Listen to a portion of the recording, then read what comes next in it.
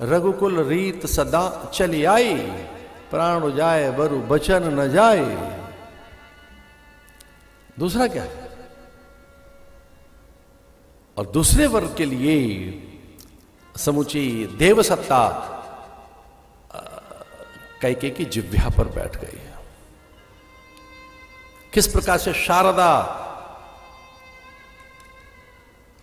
किस प्रकार से ब्रह्माणी ब्रह्मा से नियंत्रित है, महादेव उनकी रक्षा में है, सनकादिक नारद और बृहस्पति या सप्तऋषि सब उनका सहयोग कर रहे हैं।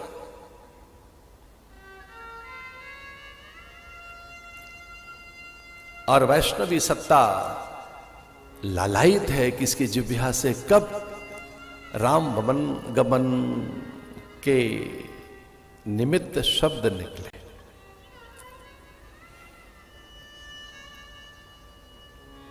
मांगू दूसर वर कर जोरी, प्रणाम कर रही है। ये दूसरा वर तो मैं प्रणाम करते हुए मांग रही हूं, क्योंकि यही मेरा मनोरथ ही है। मेरा मनोरथ यह है जो अब मैं आपसे मांगती हूं। पुरबहुनाथ मनोरथ मोरी। ये मैं जरूर बताना चाहूंगा कि क्या कहते हैं वाल्मीकि।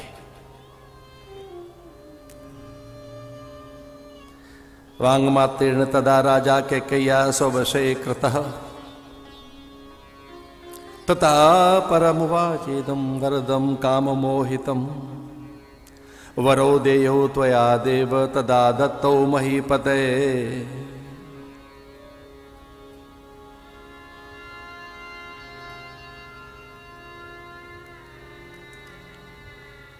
हे राजन सावधान,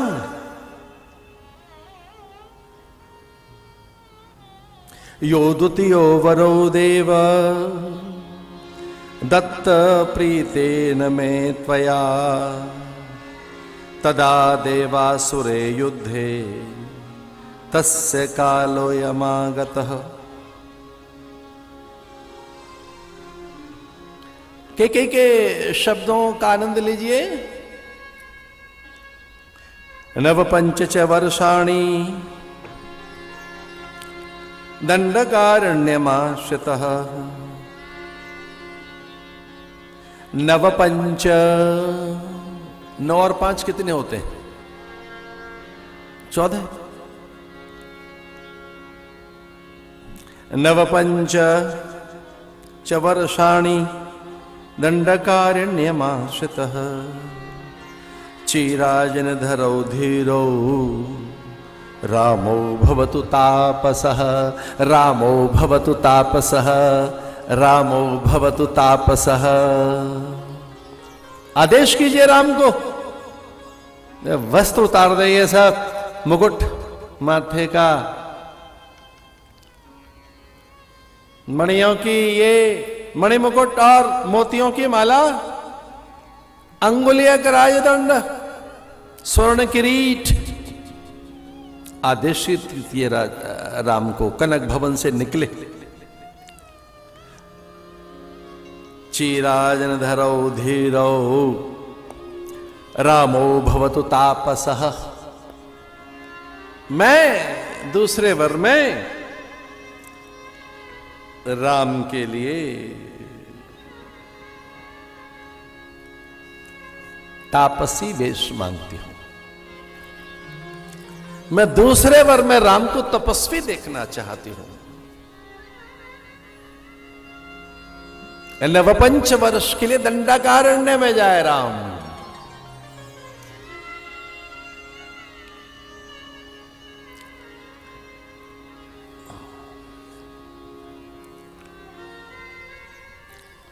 मांगू दूसर वर कर जोरी।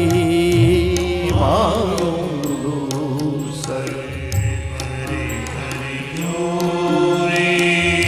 पुरवनाथ मनोरथ मोरी पुरवहु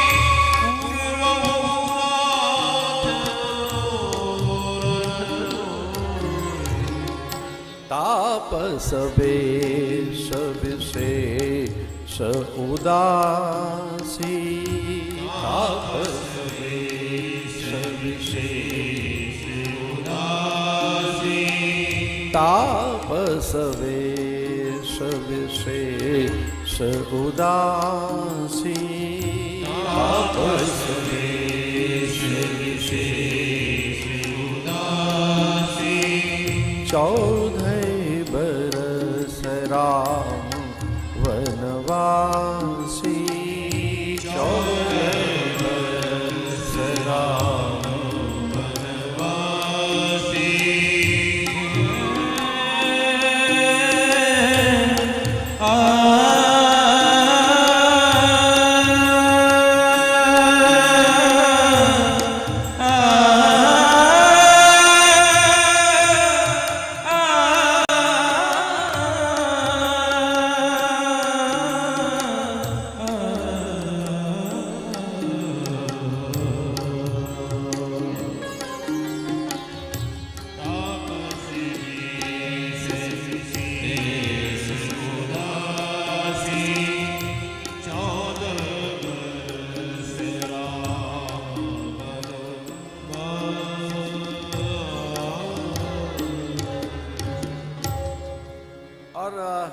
कुछ देर के लिए अगर मैं फिर से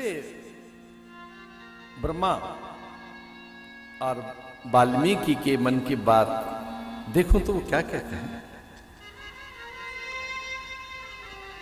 कैकेयी ब्रवीत क्रुद्धो धन्यवते जसा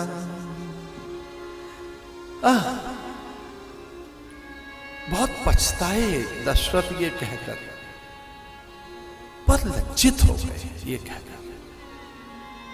बहुत देर तक उन्हें इतना कष्ट हुआ, उनके मुंह से निकल तो गई ये बात, अब वो क्या कह गए।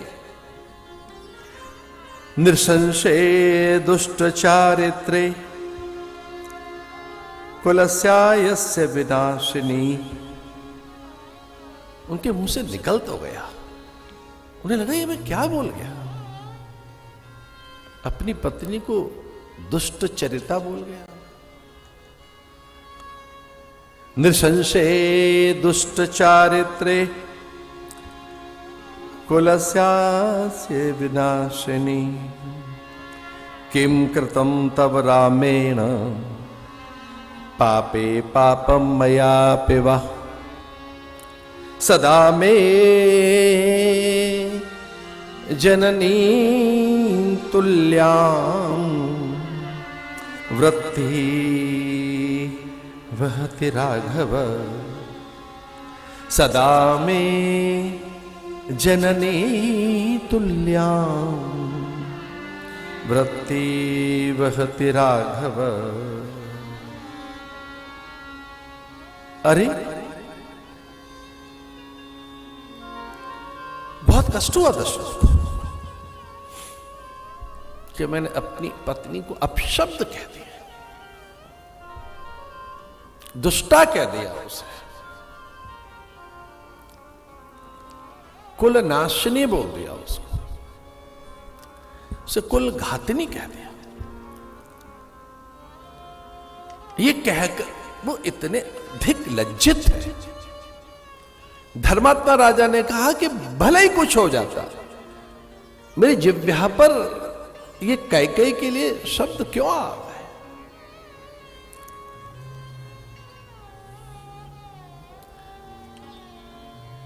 इस बात से अधिक विचलित हैं वो कि कैकेयी हर्षित है इन बातों को सुनकर। तो उन्हें लगा कि कैकेयी का ये मूल चरित्र नहीं है, ये केकई की मूल प्रकृति नहीं है।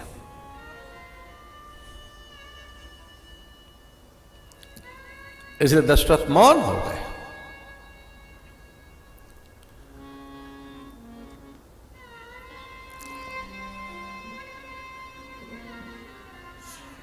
ऐसा कहते हैं 13 बार मूर्छा आई रात को दशरथ को।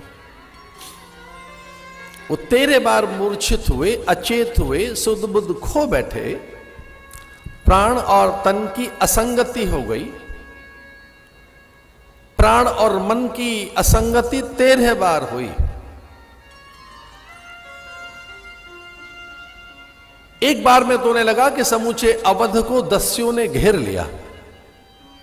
दूसरी बार अनुभूति हुई कि देखो मेरी कैसे पाप कर्म जगे कि मैंने जैसे दूत क्रीड़ा में अयोध्या को हार बैठा, मैंने जुआ खेल लिया। तीसरी बार उन्हें लगा कि मैं कितना अविवेकी हूं कि क्या मैंने कोई अशुद्ध आहार ले लिया, क्या मैंने ऐसा अन्न लिया है जिससे मुझे पाप जगा और मैं विवेक और संयम खो बैठा। एक बार उनके मन में ऐसा आया, क्या कोई अभिचार कर्म हो गया अयोध्या के ऊपर। चूंकि ऐसा हुआ था एक बार, पुरोहितों ने कहा कि साहब हमें ऐसा लगता है कि अयोध्या में कुछ संकट सा दिखाई देता है। कुल पुरोहितों ने कहा, तो राजा ने कहा इसका निदान निकालिए।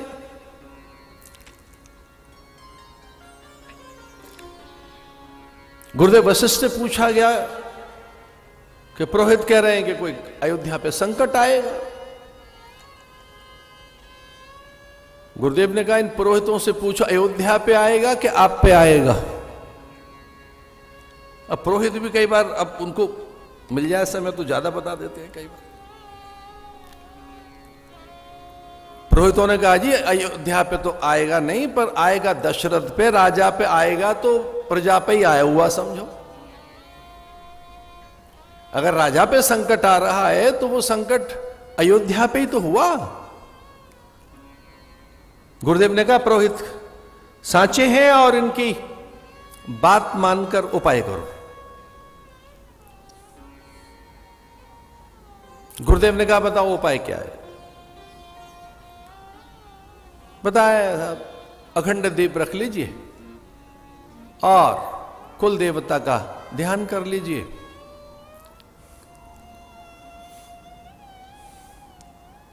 अब गुरुदेव से पता नहीं क्यों उनके मुंह से निकल गई ये बात कि इस अखंड दीप की रक्षा सीता करें तो ठीक रहेगी।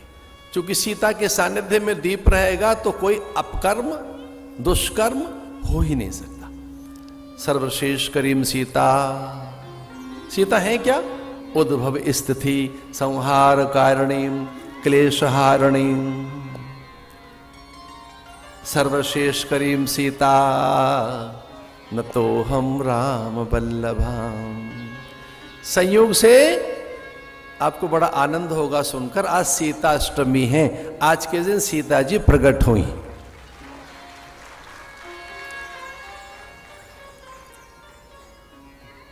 गुरुदेव ने कहा वो अखंड दीप में सीता संभाल लेंगे। समाचार आए, रानियां किंचित असहज हो गई, विशेषकर कैकई, और उन्होंने कहा ये क्या बात है, हमारी सुकुमारी और सीता दीप संभालेगी।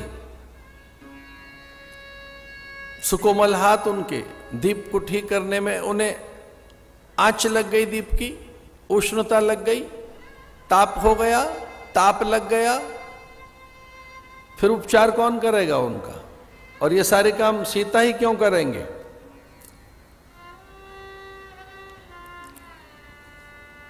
थोड़ा विलंब हुआ आने में, तो गुप्तचरों से पूछा राजा ने कि भाई संदेश आ नहीं रहा है, अंदर से बात क्या हो रही है? गुप्तचरों ने कहा कि रानियां तो ऐसे बोल रही हैं। तो गुरुदेव ने कहा कि ठीक है फिर छोड़ो, सीता नहीं करेगी। सीता क्यों करती है? मैं अपने तप बल से ही अयोध्या के अनिष्ट की निवृत्ति करता हूं। हम आपके गुरु हैं। और कब से हैं आपके घर के गुरु? मनु काल से, इक्ष्वाकु वंश परंपरा के काल से। पता नहीं कितने राजा आए और गए, वशिष्ठ तो जस के तस हैं। तो गुरुदेव वशिष्ठ ने कहा कि कोई अनिष्ट आएगा तो फिर हम देख लेंगे। तो राजा 13 बार मूर्छित हुआ। एक बार में विचारा अन्न दोष है क्या मैंने द्यूत क्रीड़ा में मैं हार गया अयोध्या को? क्या दस्युओं ने मैंने दुष्टों ने अयोध्या घेर ली? क्या असुरों ने आक्रमण कर दिया? अथवा तो कोई अभिचार कर्म हो गया?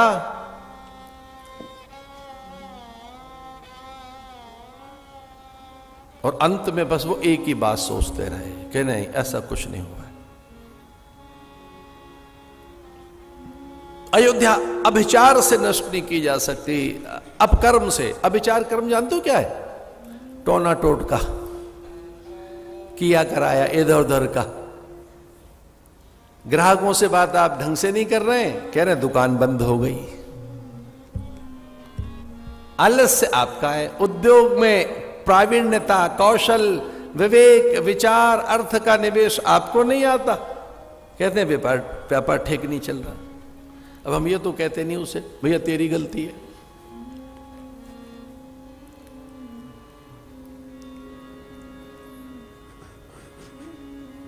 तेरे बार मूर्छा में अंतिम बस वो एक ही बात कहते जाते हैं। तो कहते हैं हाँ, बस एक ही भूल हुई है मुझसे, मेरी भूल है ये। मेरे पुण्य गए, मेरे सुकृत्य गए, मेरा शील चला गया, मेरे साधन खो गए, मेरे व्रत नष्ट हो गए। किसी की कोई भूल नहीं है ये। अगर राम से अब मैं विमुख हूं, अब राम से मुझे अलग विलग होना होगा। भोर में ही तो राम चले जाएंगे मुझे त्याग कर। तो राम अब मुझे त्याग कर चला जाएगा, तो ये किसी का इसमें कोई दोष नहीं है। अब तो ये दोष मेरा ही है।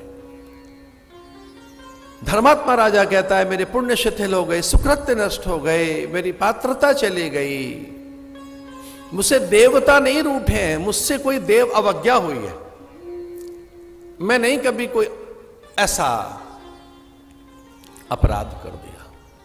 उपासना में, ध्यान में, पूजा में, विचार में, यज्ञ में, सत्कार में कहीं मुझसे कोई अतिथि अनादर तो नहीं हो गया, गुरु की अवज्ञा तो नहीं हो गई, मैंने कोई अप्राकृतिक कर्म तो नहीं कर दिया, कोई मुझसे छल तो नहीं हुआ।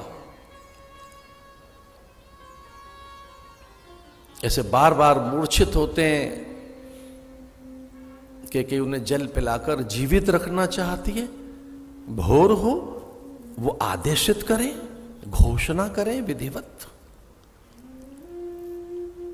ब्रह्ममुहूर्त प्रतोषा काल में कपाट खोलते थे, अनुचर, दासियां, परिकर, पार्षद निकलते थे, मंगलाचरण होता, स्वस्ति वाचन होता, वेद गायन होता। राजा स्नान के बाद विप्रों को प्रणाम करते, शीश झुकाते, आचार्यों को कुछ दान देते, सीढ़ियों से उतरकर गौ माता को गुड़ देते, उनको शीश झुकाकर 3 उनकी प्रदक्षिणा करते। लेकिन वहां आज ऐसा कुछ हो नहीं रहा है।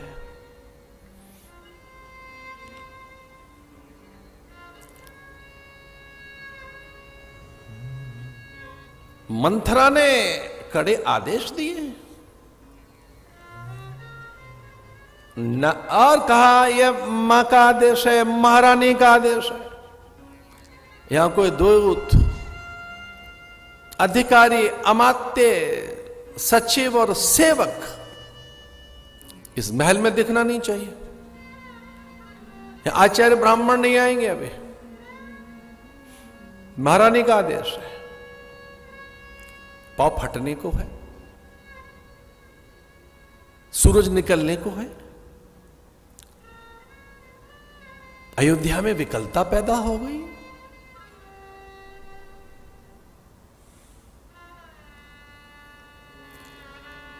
गुप्तचर भागे, सुमंत्र को ले आए। कि कुछ अघटित हो गया, कुछ ऐसा है जो अघटित है, चित्त हर्षित नहीं है हमारा। कैकेयी का महल म्लान है, दीप टूटे हुए हैं, मंगल कलश औंधे पड़े हैं, रात भर पता नहीं किसने फूल कुचल दिए, रंगोली अल्पना सब किसी ने हाथ से मिटाई है। अन्य महलों में तो ऐसा नहीं हुआ है।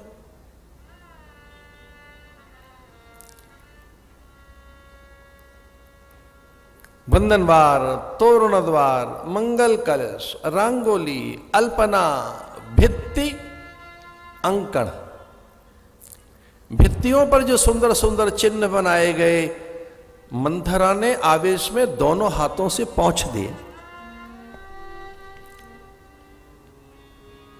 घट तोड़ दिए, दीप बुझा दिए, कदली स्तंभ काट दिए उसने, फूलों को नोच नोच कर, कदली पत्रों को कुचल कर, ऐसा भयानक अपशगुन किया मंथरा ने।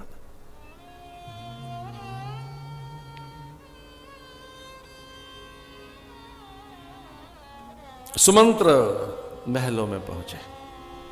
जाहु सुमंति जगा बहु जाए, जाहि सुमंत जगा बहु जाए, कीजिए काज रजायुष पाए, कीजिए काज रजायुष पाए। गए सुमंत तब राउर माही, देख भयावर जात डराए, जाय सुमंत्र जगाओ जाए, कीजिए काज रजायुष पाए। एक ऐसे पंछी की तरह से देखे दशरथ, जैसे एक पंछी के किसी ने दोनों पर छीन लिया, प्राणहीन काया जैसी। नदी है उसमें जल नहीं, सूर्य है तो जैसे मानो राहु ने उसे ग्रसित कर लिया। राजा का वो जो दीप्ति नवलता, राजा का जो तेज, जैसे मानो सूर्य ने उसे राहु ने ग्रहण कर लिया।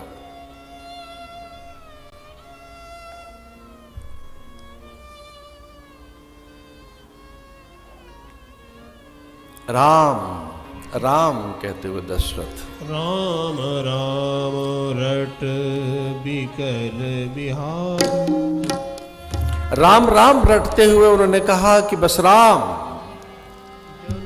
अब उस मंत्र को क्या बताएं?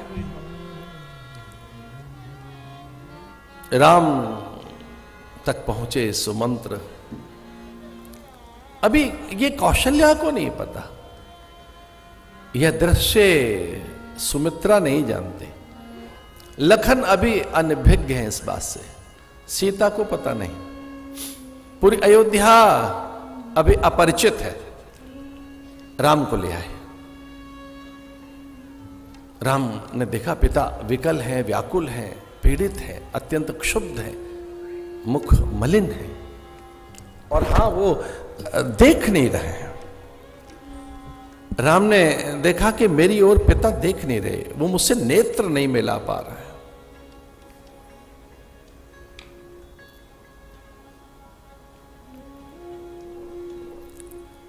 कथा का विस्तार भय दिख रहा है मुझे, इस कारण सीमित कर रहे हैं हम शब्दों को। कथा में विस्तार न हो,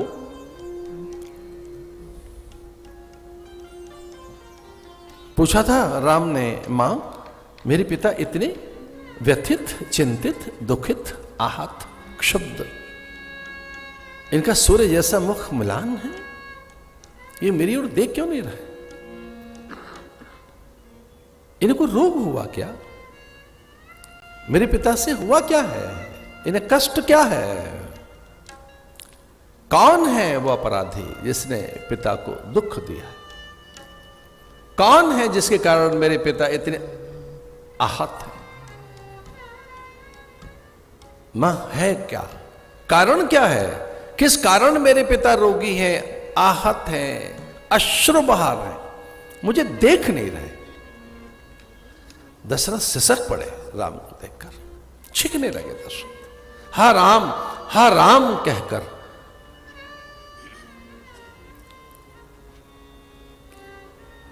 राम से चिपक गए दशरथ, छोटे बालक की तरह से रोदन करने लगे, हा राम।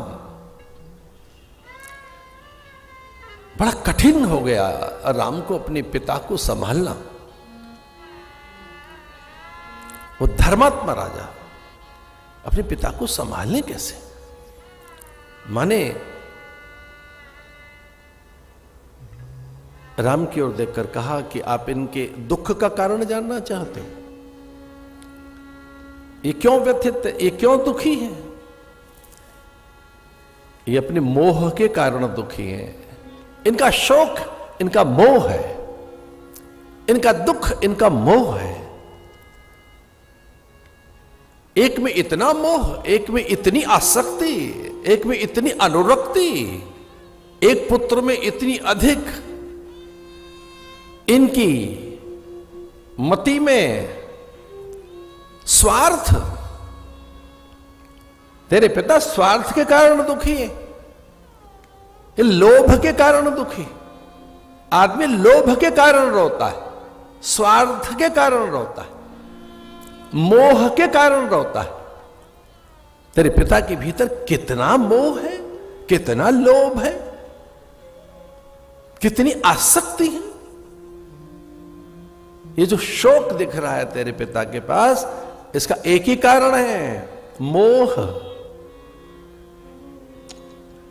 तो पूछा राम ने, मां किसके प्रति मोह? तो कैसे ही सही राम को स्पर्श तो कर पाई उस समय कैकेयी। और कैकेयी ने राम के वक्षस्थल पर अपनी तर्जनी रखते हुए कहा कि वो दुख किसी और कारण नहीं, राम आपके कारण है, आप में इनका मोह है। आपके मोह के कारण ये इतने दुखी हैं। मैंने राज्य क्या मांग लिया? बातों में सारी कथा सुना दी माने कि ये जो स्वर्ण थाल है और इसमें जो ये मुकुट है अब भरत का है। राजदंड, राजवस्त्र, राजमुद्र का राज्याधिकार, ये समूची वसुधा के वैभव का एकमात्र भोक्ता मेरा भरत है। अब उनके मुंह से ऐसा निकला, मेरा भरत। वो तो मेरा राम बोलते थे, मेरा भरत, मेरा बेटा समूची वसुधा के वैभव का एकमात्र भोक्ता है। अब ये मुकुट का अधिकारी मेरा पुत्र भरत, इस राजवस्त्र का और राजदंड का, राजमुद्रिका का और समूचे वसुधा के वैभव पर नियंत्रण मेरे पुत्र का होगा। अब उसका वर्चस्व रात से स्थापित हो गया है, उसी का आधिपत्य है, उसी का स्वामित्व है, उसी के अधिकार में पूरी धरा तेरे पिता ने रात को ही मुझे सौंप दी है। और हां राम, आपके पिता आपके लिए एक निर्देश भी देना चाहते हैं। आपके पिता ने आपके लिए तय कर लिया है कि आपको क्या करना है। तो वाल्मीकि रामायण में आता है और तुलसीदास के रामायण में भी कि राम ने जब यह सुना कि अब राज्य मेरा नहीं रहा, तो वो एकदम मत वाले हाथी की तरह से हो गए। एक हाथी मत वाला हो जाता है ना, एक उमंग तरंग। कौन सा हाथी जिसकी बेड़ियां खोल दी जाए, बेड़ियां, बंधन, किसी का भार।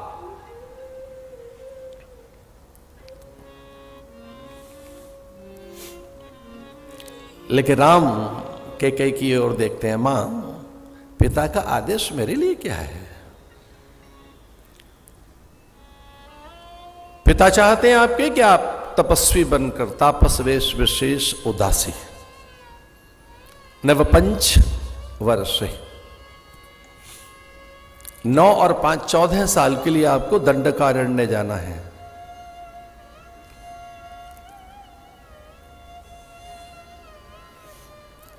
नवगयंद रघुवीर मनराज अलान समान, छूट जान सुन गवन पुनि और आनंद अधिकार।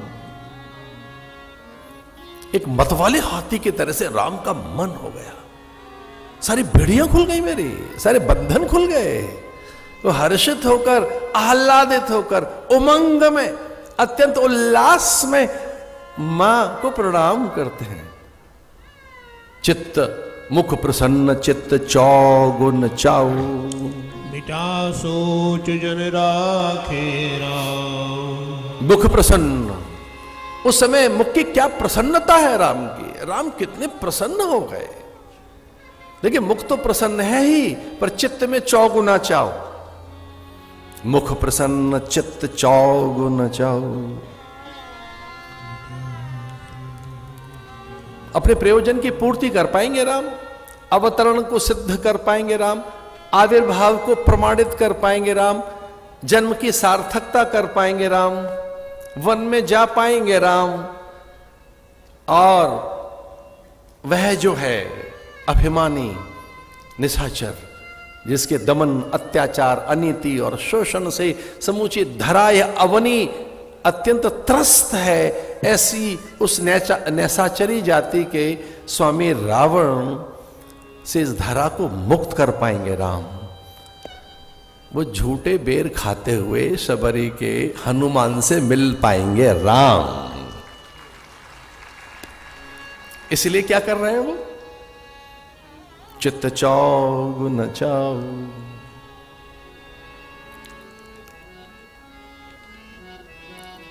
उन्हें लगा एक बार पिता के चरणों में सर रख देना चाहिए।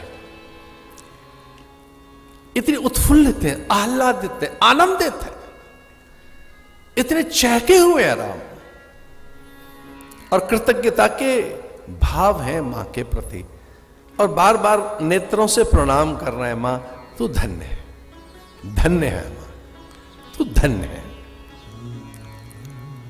सारे मेरे कार्य सिद्ध कर दिए।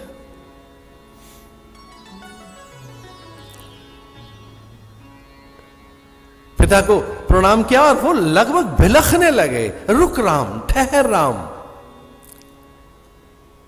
ऐसे शीश झुकाकर निकले, और अब राम को यह तय करना है कि जाएं कहां, किस दिशा में निकलूं, कहां निकलूं, पहले किधर जाऊं, कौन से मार्ग से निकलूं। अब राम निष्कंटक हैं पिता की आज्ञा का पालन करने के लिए।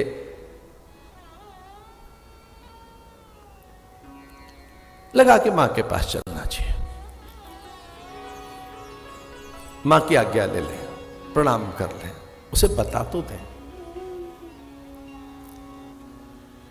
प्रतिदिन जाते ही थे राम उपासना गृह में, पूजा घर में। मां तो उपासना में रहती थी, मौन रहती थी, अनुष्ठान में। कौशल्या तो प्रतिदिन ही अभिषेक करती थी। वहां वेद पारायण करने वाले ब्राह्मण, आचार्य, मुनि गण, संत भोर में वहीं आ जाते। संयोग से राम उस समय पहुंचे वहां जब मां लगभग आरती कर रही है, गरुड़ घंटी बज रही है, आरती कर रही है। लगभग पूजा संपन्न हो चुकी है, और दशरथ को प्रणाम करते हुए राम कौशल्या के पास पहुंचे हैं। लेकिन तब तक राम को लगा था कि अब मां के चरण छू के निकल ही जाऊंगा तो वस्त्र बदल के जाऊं मां के पास। इसलिए अपने कक्ष की ओर मुड़ गए, मुकुट उतार कर मोतियों की माला एक और रखकर राजसी वस्त्रों का परित्याग कर राम ने सामान्य कटे वस्त्र धारण कर लिया और एक ऐसे ही सामान्य ब्रह्मचारी का वेश बनाकर सामान्य एक वस्त्र धारण कर राम ने देह को लपेट कर आकर मां को प्रणाम किया।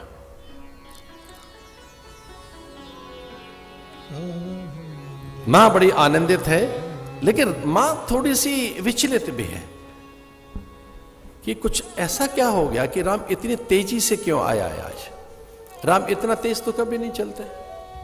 तो धमक सुनाई दी, एक आहट में आकुलता अनुभव हुई मां को। अरे भाई, मां तो मां ही होती है, मां तो बालक की हर बात जानती है। राम इतने आकुल होकर नहीं चलते, इतने व्याकुल होकर। राम में त्वरा नहीं देखी गई। त्वरा कहते हैं शीघ्रता को। राम में त्वरा और आकुलता व्याकुलता कभी नहीं देखी। राम में आक्रामकता कभी नहीं देखी। राम में उत्तेजना कभी नहीं देखी। राम में व्यग्रता कभी नहीं देखी। व्यग्रता। लेकिन राम में आज व्यग्रता क्यों दिख रही है, आकुलता क्यों दिख रही है? राम भाग क्यों रहे हैं? तो ऐसा लग रहा है भाग जाना चाहता है राम। जल्दी चलो, प्रणाम करो, भागो। एक बार प्रणाम करें, पर निकलो यहां से। तो राम में एक आकुलता, व्यग्रता, एक त्वरा, एक आवेश है राम के चलने में। कहीं जल्दी जाना है क्या? ये इतनी शीघ्रता है क्यों राम को? बहुत तेजी से चलकर आ रहे हैं। आए, प्रणाम किया, और मां ने देखा ये क्या?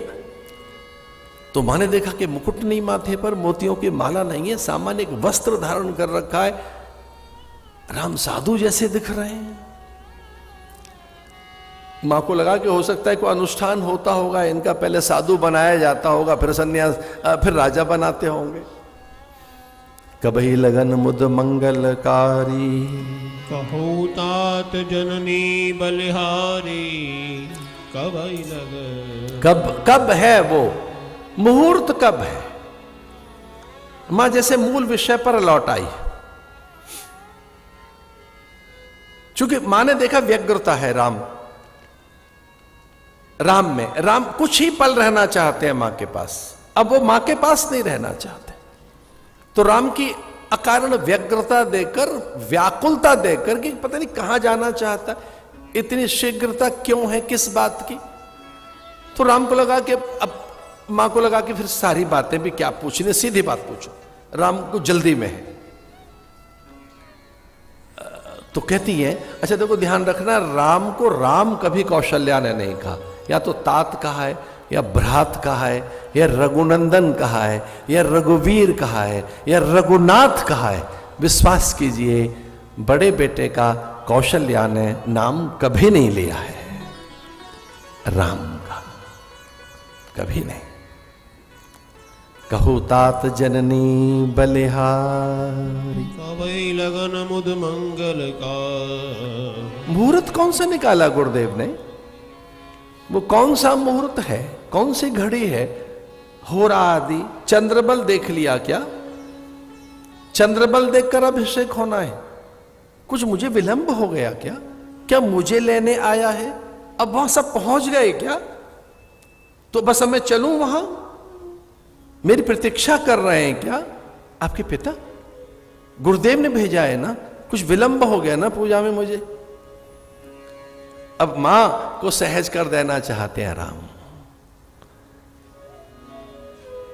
अब वो मां को बिल्कुल निर्भर कर देना चाहते हैं। और तुलसी बाबा की इस चौपाई का चातुर्य आप देखिए कि भगवान राम ने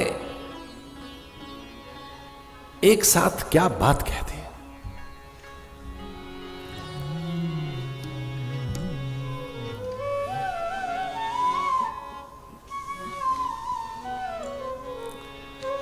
पिता दीन मोहे का ननराजू, पिता दीन मोहे का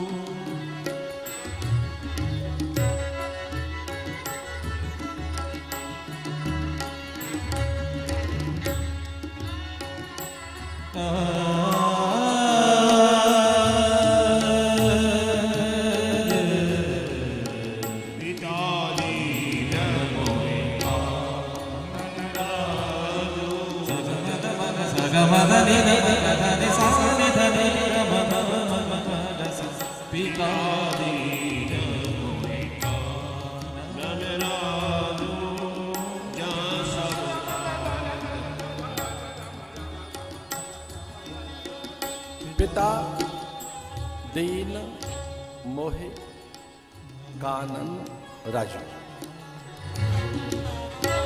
मां मेरा राज्याभिषेक हो गया।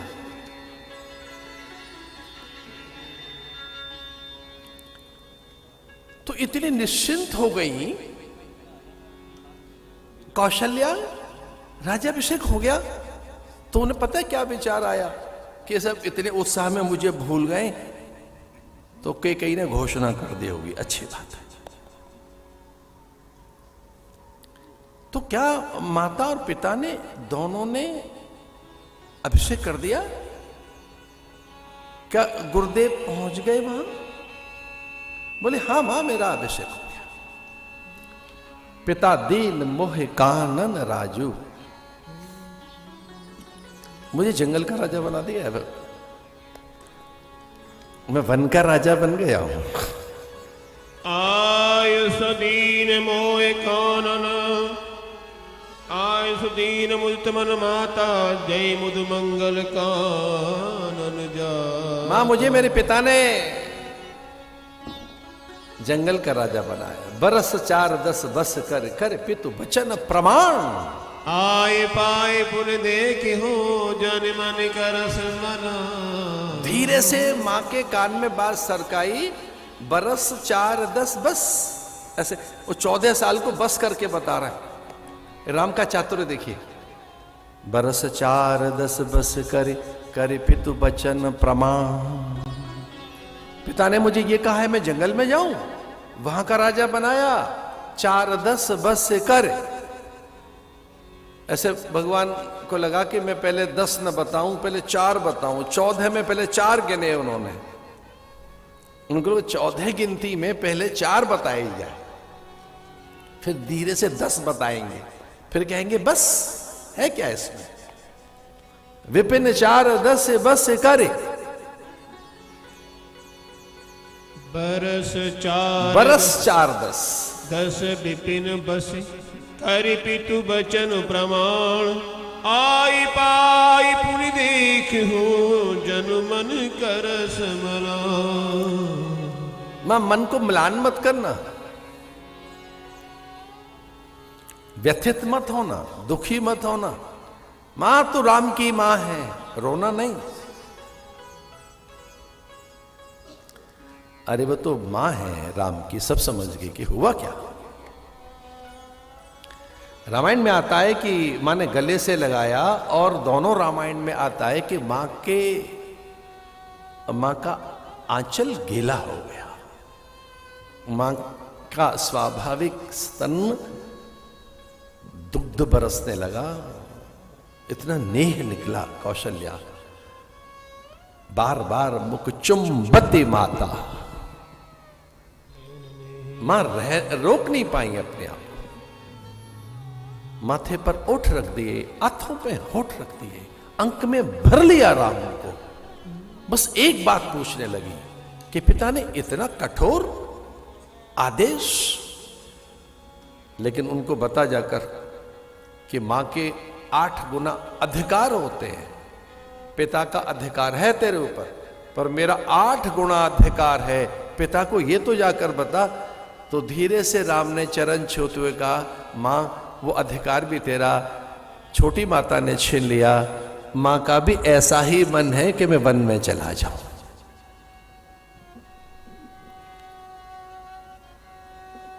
ये घटना क्या हुई,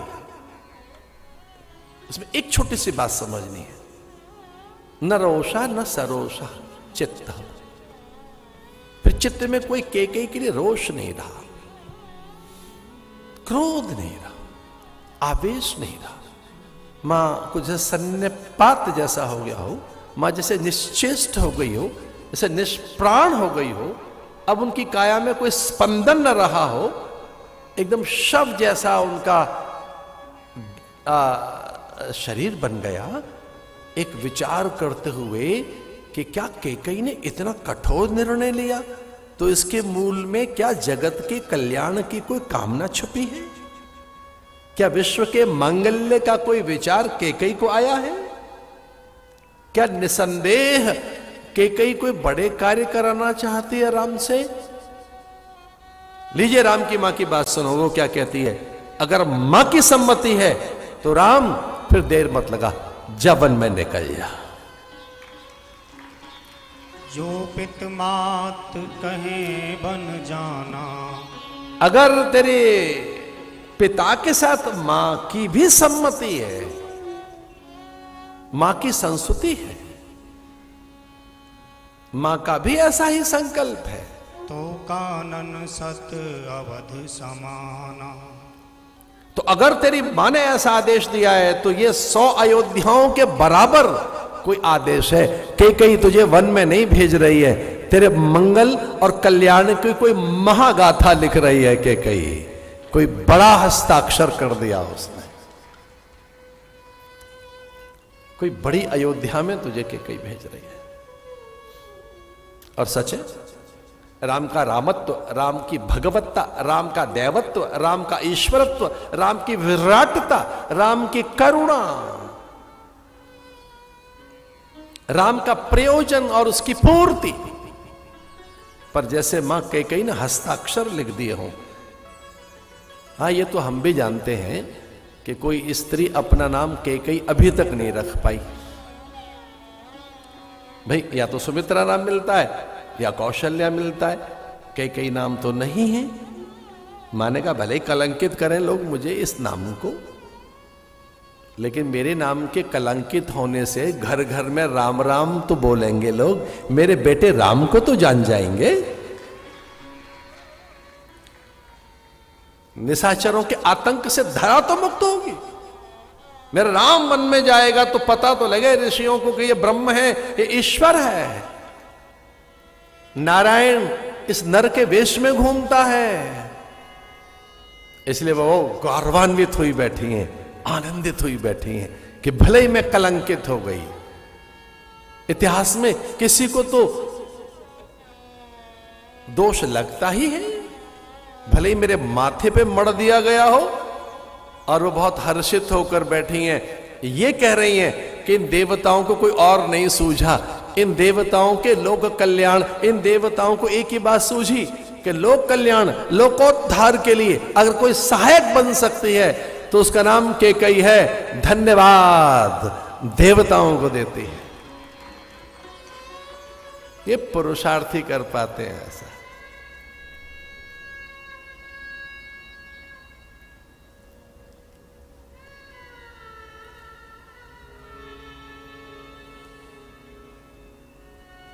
राम का जब विवाह हुआ तो 15 के से थे, और ये 5 वर्ष और लीला हुई, तो 15 5 20 साल के हो गए समझो राम। वो 6 की थी और 6 में 5 और जोड़ो 11। वैसे वो 12 वर्षीय नित्य सिद्धा। सीता तो सदैव 12 वर्षीय ही दिखती है।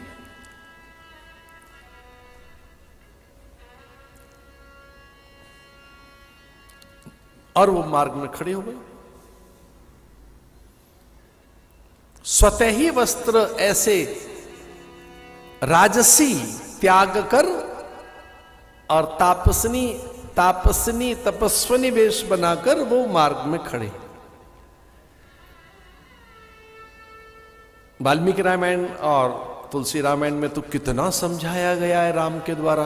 कंटक पथ, भीषण पथ, दुर्गम वो चट्टाने हैं, सिंह की दहाड़, हाथियों की चिंगाड़, हिंसक पशु, कंकड़ियां, कभी वर्षा का न थमना, तेज धूप में झुलसना, ठंड में ठिठुरना, पत्ते और पल्लवों के बिछौने पे रात बिताना। मेरा तो व्रत है, मैं तो घर बनाऊंगा नहीं, मैं तो फूस की कुटीर में रहूंगा। मैं तो संग्रह करूंगा नहीं। बीन बटोर कर फल जो हाथ लग जाएंगे उनसे ही तो निर्वहन करना है मैंने। ना ना ना, ये कष्ट मैं नहीं देख सकता। और मैं तो जानता हूं राम के मन में अचानक एक बात आई। उन्होंने कहा कि कभी गर्जन हो मेघ का अधिक तो किस ढंग से अब मेरा उत्तरी ये कसकर पकड़ लेती है, मेरे पीतांबर को अब छोड़ती नहीं है। नहीं, आप नहीं जाएंगे। जिए बिनु दे नदी बिनु बारी, नाथ तुरुष अब मेरा धर्म मुझसे न छीने। आप धर्मावतार हैं, धर्म के लिए प्रकट हुए। मेरे अधिकार, मेरा धर्म,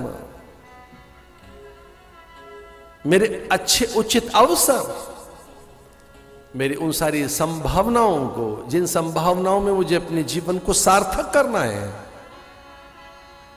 उन्हें न छीने दे मुझसे। आप उदार हैं, आप किसी का भाग्य छीन नहीं सकते। आप मेरा भाग्य न छीने, मेरी सेवा न छीने, मेरे अधिकार न छीने, मेरे धर्म को बाधित न करें। एक और बात कह दी उन्होंने, जिससे राम ने कहा चलो। उन्होंने कहा मैं जानती हूं कि आप नर नहीं है, नारायण है, आप नरोत्तम है, पुरुषोत्तम है, काले नरसिंह मनोभिरामम। हे देव, आप स्वयं परमात्मा हैं, तो आपकी जो लीला होगी उस लीला के दर्शन करने के लिए हमको तो ले चलो। उस लीला में हम दर्शन तो करें, मुनियों के, संतों के, आचार्यों के। लीला सहचरी हम बनेंगे। पत्नी मनोरमाम देही मरुवृत्तानुसारणीम तारणीम दुर्ग संसार सागर से कुलोद्भवाम। हे देव, मैं कभी आपके आगे नहीं चली हूं, अवसर दो कि अब मैं आगे चलूंगी और आपके मार्ग के कंटक कांटे सीता चुने।